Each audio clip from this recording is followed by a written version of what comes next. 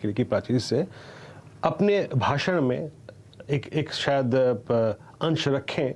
ये दीपाली कहते हुए आलोक के पास चलते हैं। आलोक, आप बताइए, और इस बार प्रधानमंत्री की स्पीच की हाइलाइट्स क्या रहेंगी, और आपको जो जानकारी मिल रही है, कुछ योजनाएं, कुछ अगर आप देखें जो घोषणाएं होंगी, उनमें से आप क्या कैच कर पा रहे हैं?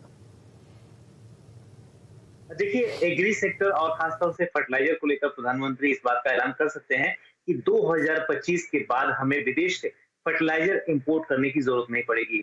इसके लिए सरकार ने बाकायदा कई सारी स्कीम का भी ऐलान किया हुआ है और देश में फर्टिलाइजर के प्रोडक्शन को बढ़ाने के लिए भी काफी सारे प्रयास कर रहे हैं। 2 फर्टिलाइजर फैक्ट्री हाल में ही काम करना शुरू किया है और जो मंथली प्रोडक्शन हमारा 5 लाख मीट्रिक टन था, उसको बढ़ाकर 7 लाख मीट्रिक टन करना है। इसके अलावा कालाबाजारी रोकने के लिए जो फ्लाइंग स्क्वाड है, उसको और स्ट्रेंथन करने की बात है।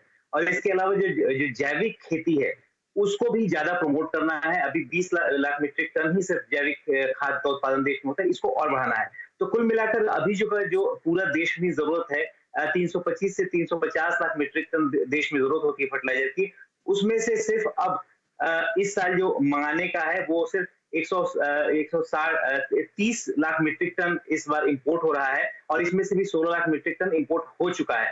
तो आने वाले दिनों में ये रोड मैप प्रधानमंत्री ऐलान कर सकते हैं कि किस तरह से 2025 के बाद हमें फर्टिलाइजर की जरूरत, इंपोर्ट करने की जरूरत देश में नहीं पड़ेगी और हम इस पूरे फर्टिलाइजर प्रोडक्शन में आत्मनिर्भर हो सकेंगे। ठीक, तो सेल्फ डिपेंडेंट होने की तैयारी, कोई इंपोर्ट्स की जरूरत नहीं पड़ेगी 2025 के बियॉन्ड। हसीम, डिजिटल बैंकिंग पे भी पुश की तैयारी? जी सही कहा आपने। देखिए, प्रधानमंत्री खुद जो है काफी डिजिटल सेवी हैं और वो चाहते हैं कि जो जनता है वो भी डिजिटली जो है काफी सेवी जो है बने। तो इसके लिए डिजिटल बैंकिंग का ऐलान जो है वो कर सकते हैं। खासतौर पर जो वित्त मंत्री है, उन्होंने बजट में घोषणा की थी कि 75 शहरों के अंदर 75 डिजिटल ब्रांचेस जो है वो खोली जाएंगी। जो सरकारी बैंक है और जो प्राइवेट बैंक है, वो मिल करके इनको जो है वो खोलेंगे। ये पूरी तरह से पेपरलेस ब्रांचेस होंगी। यहाँ पर आप जाकर के टेक्निकली एक्सपीरियंस जो है वो कर सकते हैं कि किस तरह से आप डिजिटल ट्रांजेक्शन जो है वो कर सकते हैं।